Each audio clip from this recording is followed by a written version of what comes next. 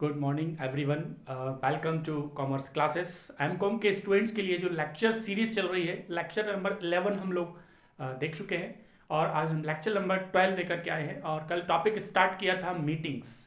Meetings कितने प्रकार की होती हैं, काइंड्स ऑफ मीटिंग्स। उसमें हमने पहला एक मीटिंग को डिस्क्राइब किया था, स्टेटरी मीटिंग्स।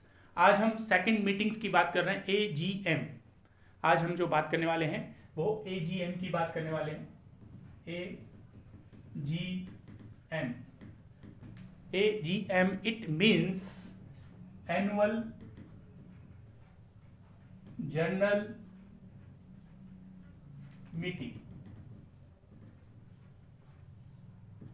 आज हम बात करने वाले हैं एनुअल जनरल मीटिंग। जो वार्षिक साधारण सभाएं होती हैं, जो वार्षिक साधारण सभा होती है वो क्या होती है, तो AGM के बारे में जानना चाहिए। और AGM का जो डिस्कशन यहाँ पर करेंगे हम वो है सेक्शन 166 सब क्लोज 1। सेक्शन 166 सब क्लोज 1 में हम बात करने वाले हैं कि AGM क्या होता है। तो आज हम डिस्कस करेंगे AGM, it means annual general meetings. MCom के स्टूडेंट्स के लिए जो सब्जेक्ट है कॉर्पोरेट लीगल फ्रेमवर्क, इसमें आज हम पढ़ने वाले हैं AGM। AGM क्या होता है, इसकी डेफिनेशन क्या है और क्या क्या ऑब्जेक्ट्स होंगे, ये सब डिटेल में आज हम यहाँ जानने वाले हैं। तो AGM क्या होता है, तो every company shall in each year, every company shall in each year hold in additional to any other meetings. जो भी अदर्स मीटिंग होती हैं उसमें एडिशनल हर वर्ष एक मीटिंग ऑर्गेनाइज की जाती है, general meetings as its annual general meetings. उसको हम एनुअल जनरल मीटिंग्स कहते हैं। इट मीन्स बाकी मीटिंग्स के अलावा हर वर्ष एक मीटिंग ऑर्गेनाइज की जाएगी, उसको हम एनुअल जनरल मीटिंग्स कहते हैं। हर वर्ष एक मीटिंग ऑर्गेनाइज करना ज़रूरी होता है किसी भी कंपनी के लिए। तो every company shall in each year hold in addition to any other meeting a general meetings as its annual general meetings. इसमें आपको याद रखना है कैलेंडर ईयर, कैलेंडर ईयर, हर एक कैलेंडर ईयर में एक मीटिंग्स ऑर्गेनाइज होती है। और कैलेंडर ईयर का मतलब होता है 1 जनवरी टू 31 दिसंबर एवरी ईयर। हर वर्ष आपको कैलेंडर ईयर ध्यान रखना है, 1 जनवरी से स्टार्ट होकर 31 दिसंबर को एंड होता है। कैलेंडर ईयर का मतलब 12 मंथ्स का मतलब नहीं होता है। यहाँ पर 12 मंथ्स का मतलब ये नहीं है कि यहाँ पर जो हमने देखा कि 1 जनवरी टू 31 दिसंबर, यहाँ पर कैलेंडर ईयर हर वर्ष एक मीटिंग ऑर्गेनाइज की जाएगी। और कैलेंडर ईयर में 12 मंथ्स का मतलब ये नहीं है कि 12 months, it means from the date of, from the date of incorporation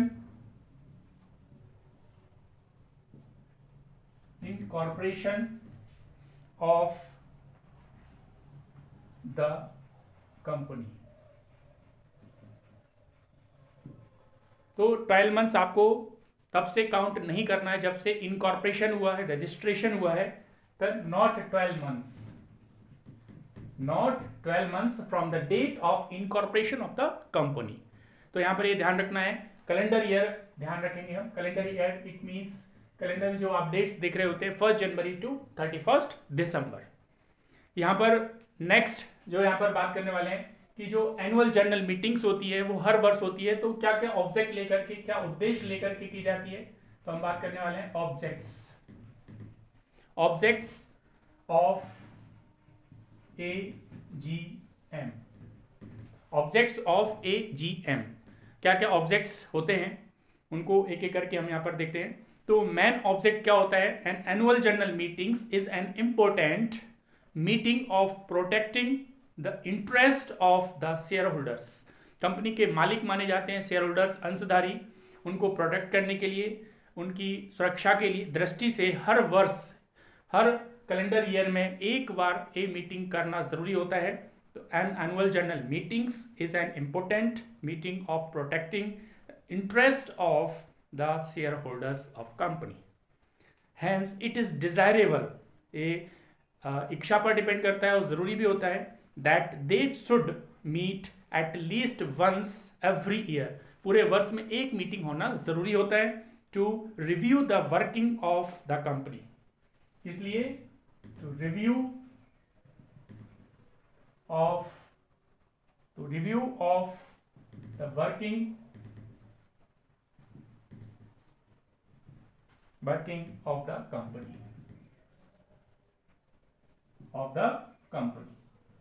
company ने जो एवरी ईयर, हर वर्ष जो काम किया हुआ है उसको रिव्यू करना, उसको मालूम करना, उसको फिर से रीऑर्गेनाइज करना, इस सब काम के लिए एक ऑब्जेक्ट रखा गया है एनुअल जनरल मीटिंग, AGM की ऑर्गेनाइज किया जाता है, एनुअल जनरल मीटिंग ऑर्गेनाइज की जाती है। इसके अलावा बहुत सारे ऑब्जेक्ट्स होते हैं, तो following are the main objects of AGM, कुछ मुख्य रूप से ऑब्जेक्ट्स रखे गए हैं। Following are the main objects of the AGM। पहला ऑब्जेक्ट्स हम यहां पर बात करें तो पहला ऑब्जेक्ट होता है प्रेजेंटेशन ऑफ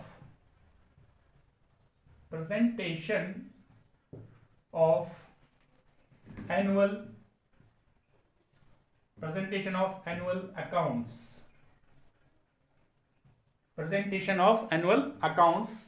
दूसरा ऑब्जेक्ट होता है डिक्लेरेशन ऑफ डिविडेंड,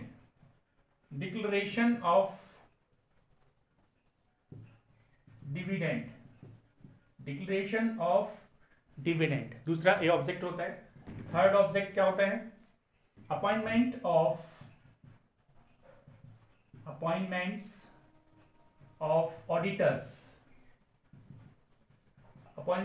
ऑडिटर्स, अंकेक्षकों की नियुक्ति भी एनुअल जनरल मीटिंग्स में डायरेक्टर की सहमति से, शेयरहोल्डर्स की अनुमति से की कर सकते हैं। तो appointment of auditors. Next, appointment of directors,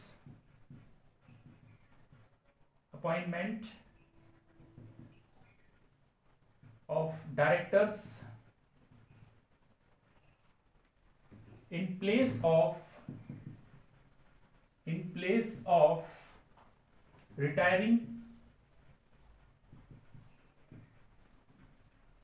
directors. जो डायरेक्टर्स रिटायर्ड होते जाते हैं उनके प्लेस पर नए डायरेक्टर्स को अपॉइंट करना, नियुक्त करना भी एनुअल जनरल मीटिंग में, AGM में एक ऑब्जेक्ट रखा गया है कि इसको आपको पूरा करना होगा। नेक्स्ट ऑब्जेक्ट जो होता है, नेक्स्ट और 5th नंबर ऑब्जेक्ट है स्पेशल बिजनेस। अगर आप कोई स्पेशल बिजनेस शुरू करना चाह रहे हैं तो उसका क्या प्रोविजंस होगा, तो स्पेशल बिजनेस क्लोज में आपको ये दिखाना जरूरी होता है। तो 5 ऑब्जेक्ट के साथ एनुअल जनरल मीटिंग्स में डिस्कस किया जाता है, 5 ऑब्जेक्ट्स को लेकर के। अभी मैं एक एक करके यहाँ पर डिस्कस करने वाला हूँ।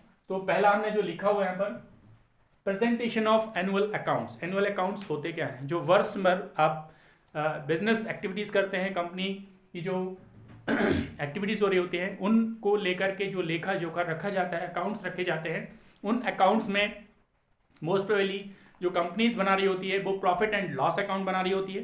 तो यहाँ पर जो प्रेजेंटेशन होता है, पहला नंबर हमने जो देखा, presentation of annual accounts.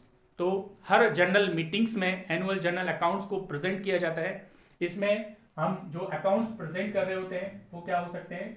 P&L accounts हो सकता है and balance sheet. P&L accounts and balance sheet को प्रेजेंट यहाँ पर किया जाता है। तो P&L and balance sheet of the company shall be presented by the board of directors for the approval of the shareholders। हमने कहा कि यहाँ पर शेयरहोल्डर्स कंपनी के मालिक होते हैं, तो डायरेक्टर्स के द्वारा इस प्रकार से प्रेजेंट की जाती हैं ये दोनों reports, annual accounts, P&L and balance sheet, और इसको अप्रूवल लिया जाता है शेयरहोल्डर से कि जो रिपोर्ट्स हैं वो एकदम सही है। तो बैलेंस शीट में and P&L accounts of the company shall be presented by the board of directors for the approval of the shareholders। Second object है डिक्लेरेशन ऑफ डिविडेंड।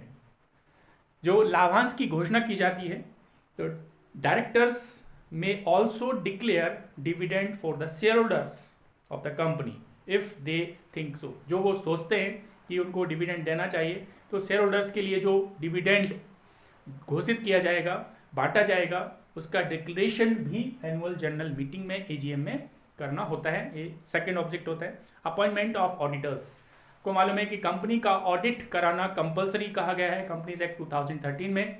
तो कंपनी का जब ऑडिट कराना है तो उसको ऑडिटर्स की आवश्यकता होती है जो कंपनी का लेखा जोखा चेक कर रहे होते हैं। तो कंपनी के ऑडिटर्स की नियुक्ति, अपॉइंटमेंट ऑफ ऑडिटर्स, तो auditors of the company for the next financial year, हर एक वर्ष एक ऑडिटर्स की अपॉइंटमेंट होना जरूरी होती है। तो नेक्स्ट ईयर के लिए जो ऑडिटर्स ऑडिट करेगा अकाउंट्स की, ऑडिटर्स की अपॉइंटमेंट नेक्स्ट फाइनेंशियल ईयर के लिए अपॉइंटेड आपको करना पड़ेगा। तो ये एजीएम में करना पड़ता है। एंड देयर रेमुनेशंस, उसको क्या पेमेंट किया जाएगा, उसको पारिश्रमिक क्या दिया जाएगा, remuneration shall also be fixed, वो भी फिक्स्ड किया जाता है in annual general meetings. Third object है, थर्ड के बाद है फोर्थ, अपॉइंटमेंट ऑफ डायरेक्टर्स। संचालकों की नियुक्ति करना भी जरूरी है क्योंकि कंपनी को जो मैनेज करते हैं, मैनेजिंग डायरेक्टर्स, कंपनी का मैनेजमेंट चलाने के लिए जो डायरेक्टर्स की आवश्यकता होती है उनका अपॉइंटमेंट भी सर्कुलेशन में चलता रहता है। तो यहाँ पर in case of public company, अगर पब्लिक कंपनी की मैं बात करूँ तो limited by shares and 2/3 number of directors shall retires. किसी भी पब्लिक कंपनी के अंदर जो टोटल डायरेक्टर्स होते हैं उसका 2/3 डायरेक्टर्स रिटायर्ड होते रहते हैं एनुअली। तो यहाँ पर उन रिटायरमेंट को रिप्लेस करने के लिए हम नए डायरेक्टर्स की नियुक्ति करते हैं जो एनुअल जनरल मीटिंग्स में आप new directors their place shall be appointed in the annual general meetings of the share holders. जो शेयर होल्डर्स की मेंबर्स की एनुअल जनरल मीटिंग्स होती है उसमें हम नए डायरेक्टर्स की नियुक्ति कर सकते हैं। तो ये ऑब्जेक्ट रखा जाता है। इसके अलावा आप स्पेशल बिजनेस, अगर कोई नया बिजनेस स्टार्ट करना चाहते हैं, कोई नया प्रोजेक्ट लेकर आना चाहते हैं तो एनुअल जनरल मीटिंग में डिस्कस किया जाएगा। Any other business can also be conduct, अगर कोई अदर बिजनेस आप चालू करना चाह रहे हैं, कंडक्ट करना चाह रहे हैं at the annual general meetings of the company, annual general meeting में उसकी घोषणा की जाएगी, which can be specified in this clause of special business. एक क्लॉज जोड़ दिया जाएगा स्पेशल बिजनेस नाम से, तो उसको हम रन कर सकते हैं। ये 5 ऑब्जेक्ट लेकर के एनुअल जनरल मीटिंग्स को कंप्लीट कर दिया जाता है। तो presentation of annual accounts, declaration of dividend, appointment of auditors, appointment of directors in place of retiring directors and special business. इसके अलावा कुछ प्रोविजंस की मैं बात करूं तो कंपनी के जो एनुअल जनरल मीटिंग्स होती है उसके कुछ प्रोविजंस भी होते हैं। उन प्रोविजंस को मैं यहाँ पर डिस्कस करता हूँ। तो प्रोविजंस एंड रूल्स, क्या क्या प्रोविजंस होंगे, क्या रूल्स होंगे, तो उन्हीं की हम बात कर लेते हैं यहाँ पर। तो प्रोविजंस और रूल्स ऑफ एजीएम, जो एनुअल जनरल मीटिंग्स होगी उसके क्या क्या प्रोविजंस होंगे उसको भी देखना जरूरी होता है। तो प्रोविजंस में आपको ध्यान रखना है कि फर्स्ट एनुअल जनरल मीटिंग्स, पहला प्रोविजन क्या होता है, जो हमारी फर्स्ट एनुअल जनरल मीटिंग बुलाई जाएगी वो एटलीस्ट 21 दिन पहले इसका डिक्लेरेशन होता है, 21 दिन पहले इसकी घोषणा होती है, 21 दिन पहले बताना होता है कि ये एनुअल जनरल मीटिंग्स है। तो यहाँ पर 21 दिन पहले एक नोटिस निकाला जाएगा। इसके अलावा फर्स्ट जो मीटिंग है वो एटलीस्ट कंपनी स्टार्ट हुई है तो with in 18 months, with in 18 months 18 महीने के अंदर अंदर एक पहली जनरल मीटिंग्स हो जाना जरूरी होता है। तो first annual general meetings within 18 months organise आपको करना पड़ती है, करना जरूरी होता है। The date of incorporation, from date of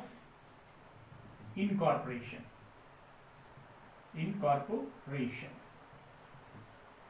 तो समामेलन के 18 महीने के अंदर अंदर आपको पहली general meetings, annual general meetings करना जरूरी होती है। तो first annual general meetings AGM held within 18 months from date of incorporation. Second provision आपको ध्यान रखना है, सब्सिक्वेंट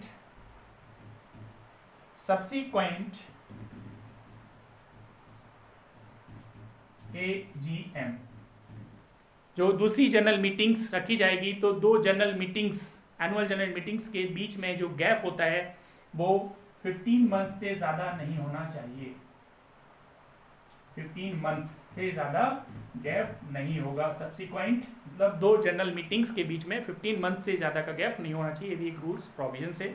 अगर इसको एक्सटेंड करना है तो आप एक्सटेंड कर सकते हैं, मिनिमम 3 मंथ्स एक्सटेंड कर सकते हैं इसको, वो भी स्पेशल प्रोविजंस में जोड़ने के बाद एक्सटेंड किया सकता है, मिनिमम 3 मंथ्स का एक्सटेंड हो सकते हैं। तो 15 मंथ्स का गैप होता है एक से दूसरी एनुअल जनरल मीटिंग्स में, सब्सिक्वेंट एजीएम में। तो ये भी प्रोविजंस याद रखना है। पावर ऑफ, यहाँ पर मीटिंग बुलाने का पावर किसको होगा, किसके पास से राइट्स होता है, power to convene an AGM.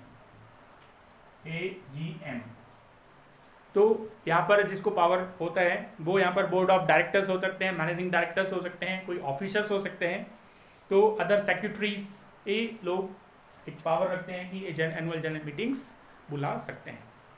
21 दिन पहले नोटिस देना होता है, जब भी मीटिंग ऑर्गेनाइज होगी तो 21 दिन पहले एक नोटिस दिया जाएगा शेयर होल्डर्स को, ये मीटिंग्स होने वाली है। और इसके अलावा वो किस डेट पर होगी, क्या टाइम होगा, प्लेस क्या होगा, इस प्रकार से सारी एजीएम के जो प्रोविजंस होते हैं वो आपको यहाँ पर ध्यान रखना है।